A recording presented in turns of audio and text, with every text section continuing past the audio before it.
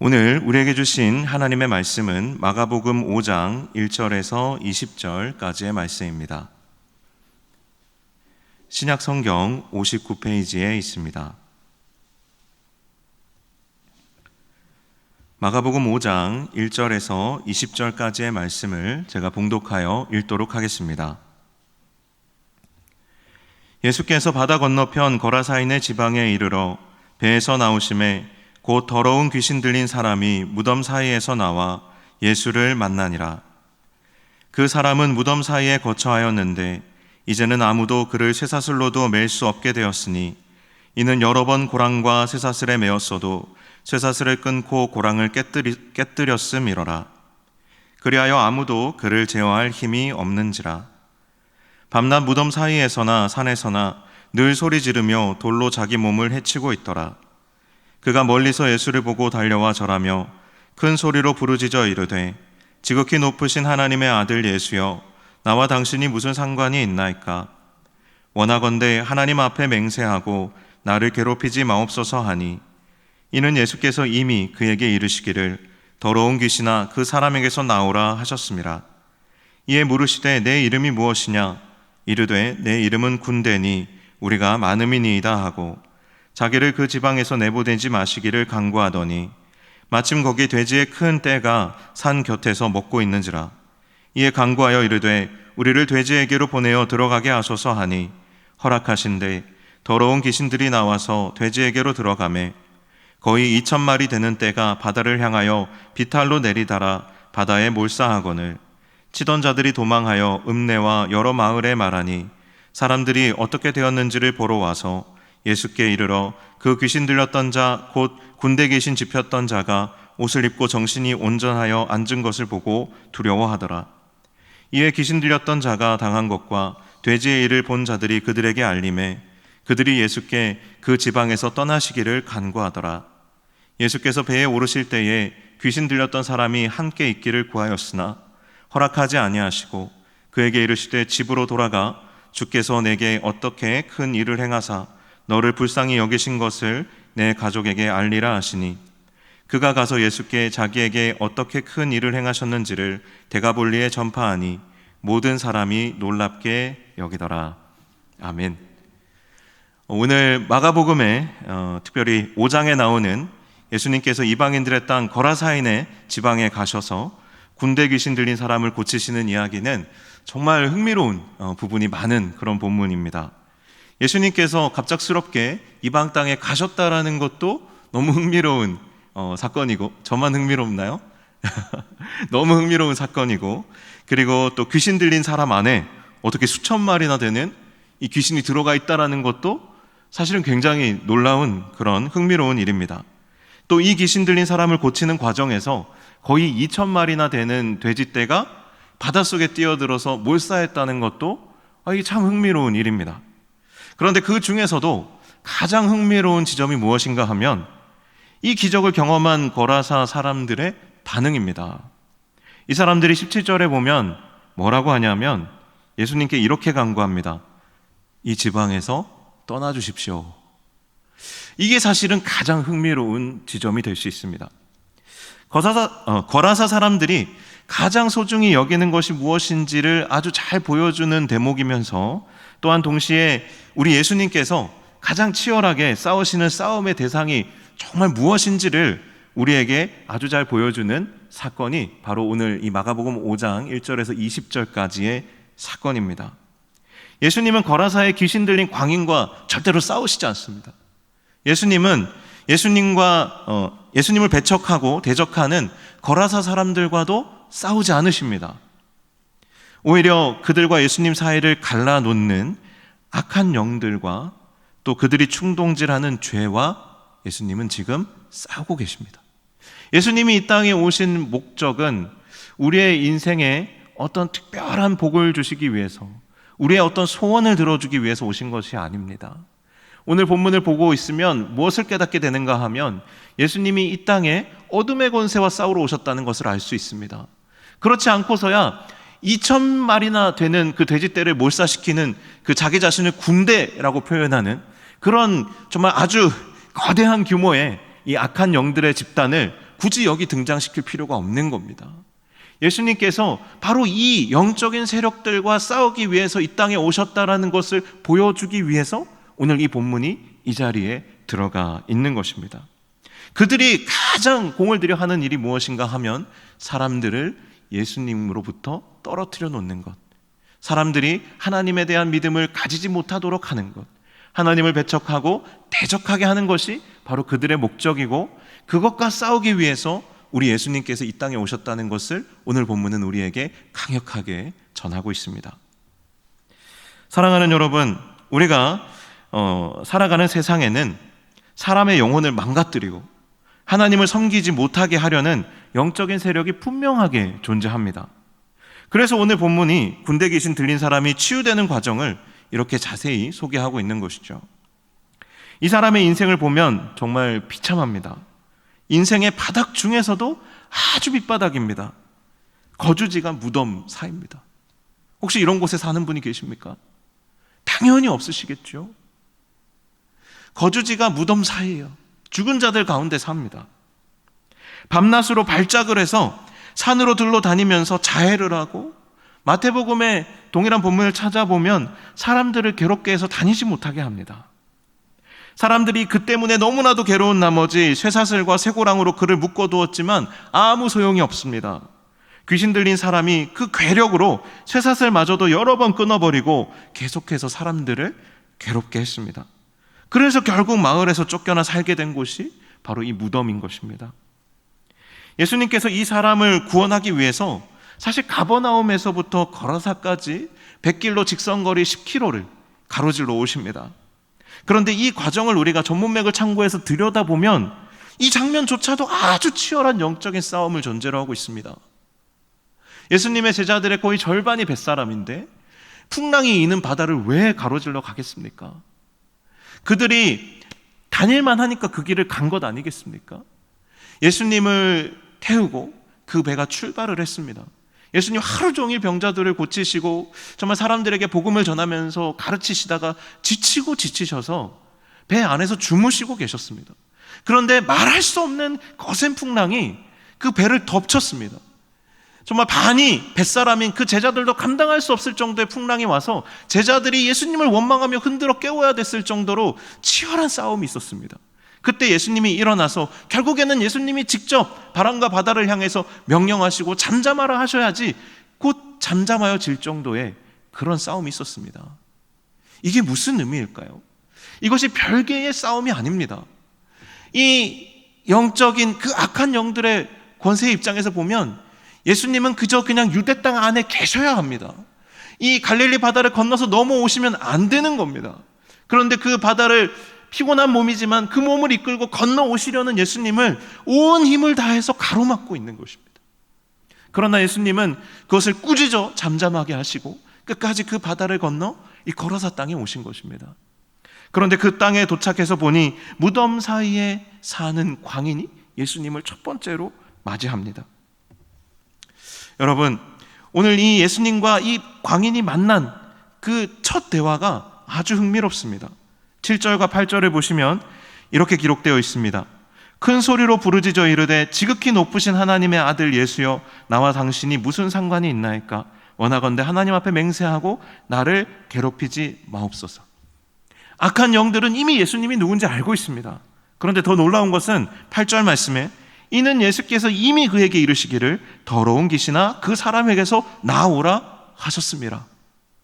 예수님이 이 귀신 들린 사람을 만나기도 전에 이미 바다를 건너 오시면서 예수님이 이 자리에 오셨다는 자체가 이미 그 귀신들에게는 나가라는 뜻이었다라는 겁니다. 영적인 싸움이 보이지 않는 가운데 얼마나 치열하게 일어나고 있는지 여러분 느껴지시지 않습니까? 이 악한 영들은 예수님을 어떻게 해서든지 막고 싶고 예수님은 어떻게 해서든지 이 땅 가운데 들어오셔서 정말 그 귀신 들린 자를 치유하시고 이 땅에 하나님 나라를 선포하려 하시는 겁니다. 이 치열한 싸움이 지금 계속되는데요. 예수님과 거라사 광인 안에 들어있던 군대 귀신이 계속해서 이제 대화를 이어나가는데 놀라운 것은 예수님이 이 악한 영의 이름을 물으실 때 이 악한 영이 대답하지 않는다는 겁니다. 대답하지 않고 그냥 돌려서 말합니다. 나는 군대입니다. 여러분, 당시에 이제 중동에서는 이름을 알면 그 사람에 대한, 그 존재에 대한 지배력을 갖는다고 믿었습니다. 그래서 예수님께서 너의 정체가 무엇이냐? 너의 의도와 목적이 무엇이냐? 너는 무엇을 지금 여기에서 하려고 하느냐? 사실 그것을 물으시는 것입니다. 그런데 이 귀신이 그것을 다 회피하고 우리는 그냥 숫자가 많습니다. 그래서 군대입니다. 헬라어로 레기온입니다. 로마의 군단입니다. 이렇게 돌려서 예수님의 질문을 피하고 있는 것입니다. 아주 서로 교묘하게 싸우고 있습니다. 그런데 여러분, 나중에 보십시오. 사실 로마의 군대는 그 규모가, 그 레기온이라고 하면 5,000명에서 6,000명 규모입니다.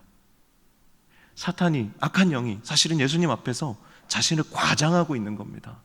돼지가 몇 마리 뛰어들었습니까? 2,000마리가 뛰어들었습니다.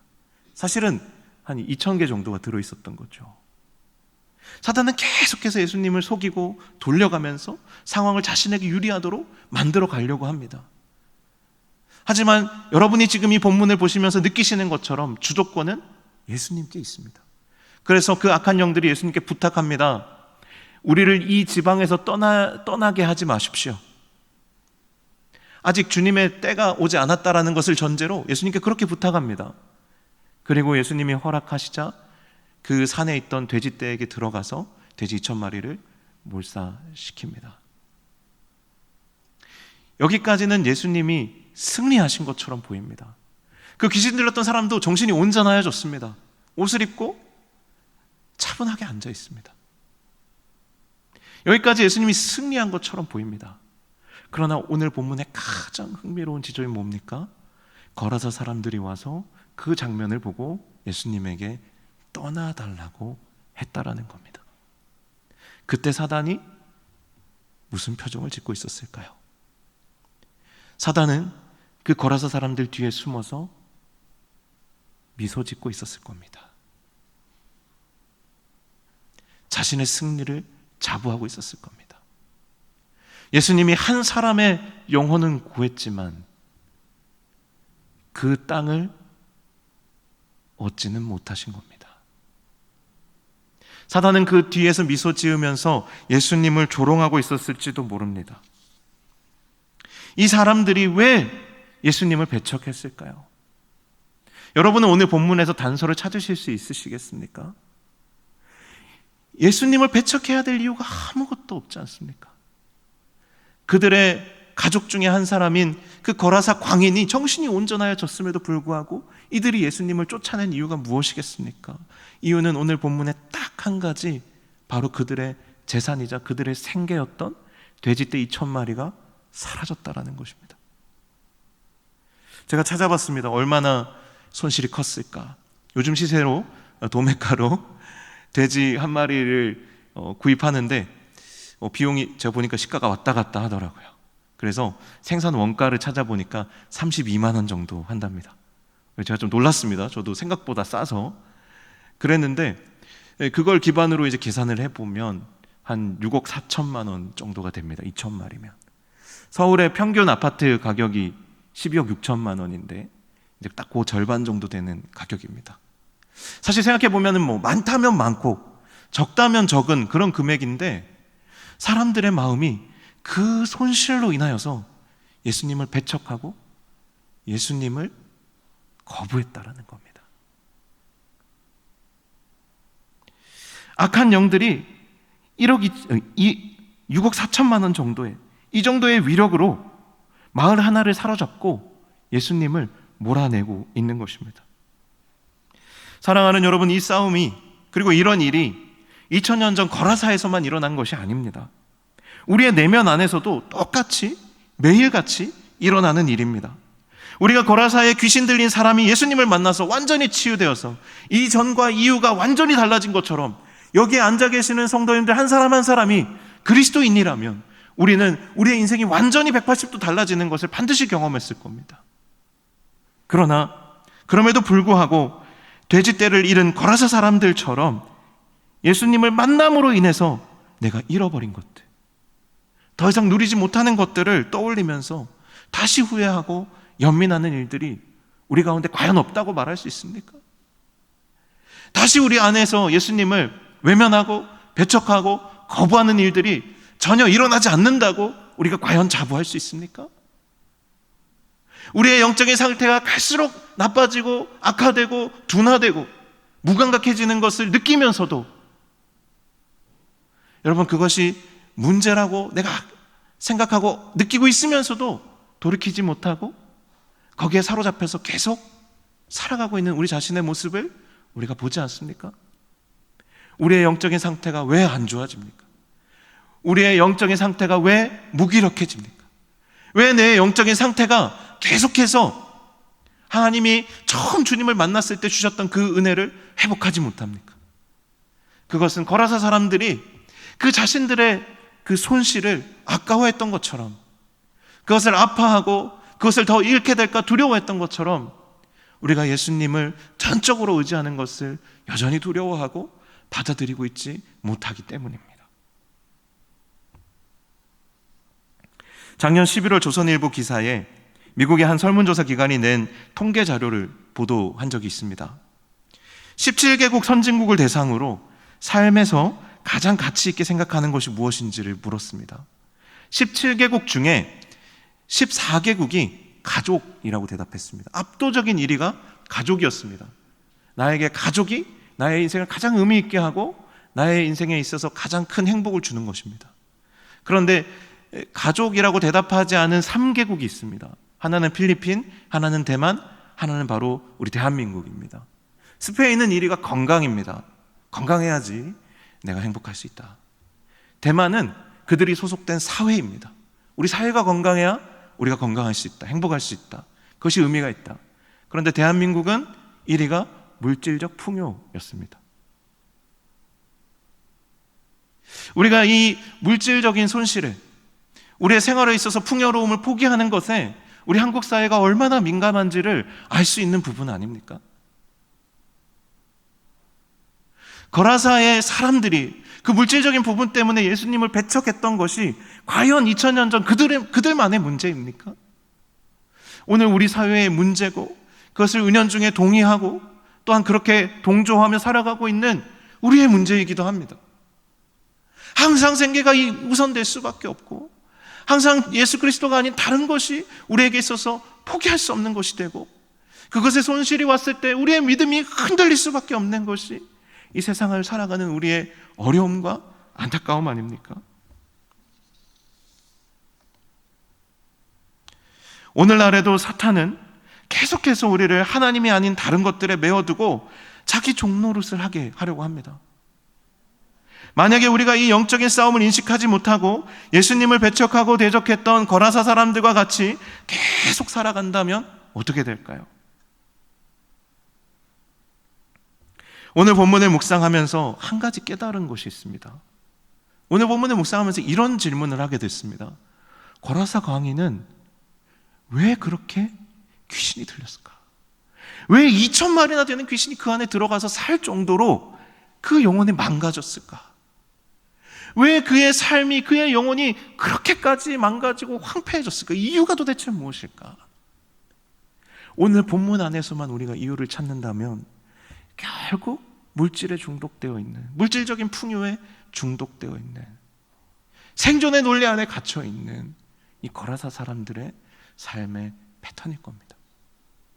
그들의 가족 중에, 혈육 중에 한 사람이 정신을 차리고 살아 돌아왔음에도 불구하고 감사하고 기뻐하기는커녕 오히려 그 주인공인 예수 그리스도를 배척했던 그 거라사에, 그 물질에 중독되어 있는, 그런 만모니즘에 중독되어 있는 그들의 문화가, 그들의 보편적인 삶이 결국에는 거라사 광인의 삶을 만들어낸 것 아니겠습니까? 사회적 책임이 그들의 사회 속에 있는 것 아니겠습니까? 우리는 이렇게 말할 수 있습니다. 나는 거라사 광인과는 다른데요. 저는 그 정도까지는 아닌데요. 여러분, 비교하고 안주하지 마십시오. 여러분, 비교라는 것은요, 자기보다 못한 사람과 비교한다고 해서 행복해지는 게 아닙니다. 우스갯소리지만 다른 사람 남편은 바람을 피는데 내 집에 있는 남편은 바람을 안 핀다고 해서 내가 저절로 행복해집니까? 당연하게 여겨지시죠. 그렇다고 행복해지는 게 아닙니다. 내가 거라사 광인보다는 지금 내 삶이 괜찮고, 거라사 광인보다는 지금 내 영적인 상태가 괜찮다고 내가 풍요로워지고 내가 행복해지는 거 절대 아니라는 겁니다. 우리가 정말 주님 한 분만으로 만족하는 기쁨을 회복해야 비로소 정말 행복한 그리스도인이 되는 것입니다. 주님 한 분만으로 만족하고자 하는 그 마음속의 깊은 갈망을 회복해야 우리가 정말로 구원의 기쁨과 감격을 회복할 수 있는 것이지, 내가 예전에 나와 비교해서, 아니면 지금 내 주변의 사람과 비교해서, 아니면 정말로 오늘 본문에 있는 거라사 광인과 비교해서 내가 조금 괜찮다고 내가 괜찮은 것이 아니라는 것이죠. 그것이 나를 향한 주님의 뜻이 아니라는 겁니다. 주님은 우리 한 사람 한 사람이 정말 거라사 광인이 주님을 만나 온전하여진 것처럼 온전하여지기를 기대하십니다. 기뻐하십니다. 또한 그것을 위해서, 그 싸움을 위해서 이 땅에 오셨고 지금도 우리와 함께 하시는 것입니다. 끝으로 오늘 본문에 숨겨진 비밀이 한 가지 있습니다. 비밀이라고 해야 여러분들이 끝까지 집중을 잘 하시니까, 비밀이 한 가지 있는데, 오늘 본문은 마치 숨어서 미소 짓는 악한 영이 승리한 것처럼 보이시죠? 승리한 것처럼 보입니다. 그 마지막 결말이 새드 엔딩인 것처럼 보인단 말입니다. 그러나 아닙니다. 너무 감사하죠. 아닙니다. 예수님께서 유대 지역으로 돌아가시려고 배에 오르시는데 온전하여진 귀신 들렸던 사람이 예수님께 달려와서, 예수님, 나도 주님을 따르고 싶습니다. 나를 데려가 주십시오. 이 사람 이방인인데 그럼에도 불구하고, 이제는 가족들에게 돌아갈 수 있는데 그럼에도 불구하고 예수님을 붙잡고 데려가 달라고 하는 겁니다. 그때 주님이 매몰차게 허락하지 않으십니다. 아니, 그 군대 귀신이 부탁할 때는 잘도 허락을 해주시던 분이 이제 정신이 온전하여진 사람이 주님을 따르겠다는데 허락하지 않으시는 거예요. 19절 말씀에 이렇게 말씀하십니다. 집으로 돌아가, 주께서 내게 어떻게 큰 일을 행하사 너를 불쌍히 여기신 것을 내 가족에게 알리라. 그리고 그것을 통해서 어떤 일이 일어납니까? 20절에 그가 가서 예수께서 자기에게 어떻게 큰 일 행하셨는지를 데가볼리에 전파하니 모든 사람이 놀랍게 여기더라. 그가 다니면서 고라사를 넘어서 그 고라사를 포함한 데가볼리 지역에 이 소식을 전하자 듣는 모든 사람들이 놀랍게 여겼다는 것입니다. 여러분, 이것이 진짜 예수님을 만나고 거듭난 한 사람의 영향력입니다. 정말로 주님을 만나고 정말 삶이 180도가 바뀐 사람의 영향력이 이러하다는 겁니다. 악한 영들은 예수님을 방해하려고 풍랑을 일으키고 돼지떼 2,000마리를 몰살시키고 그런 대단히 힘이 있는 것처럼 행사하면서 거라사 지역의 사람들이 자기 것인 것처럼 그렇게 했지만, 사실은 주님 앞에서는 한 치 앞도 내다보지 못하는 무력한 존재들이었다라는 겁니다.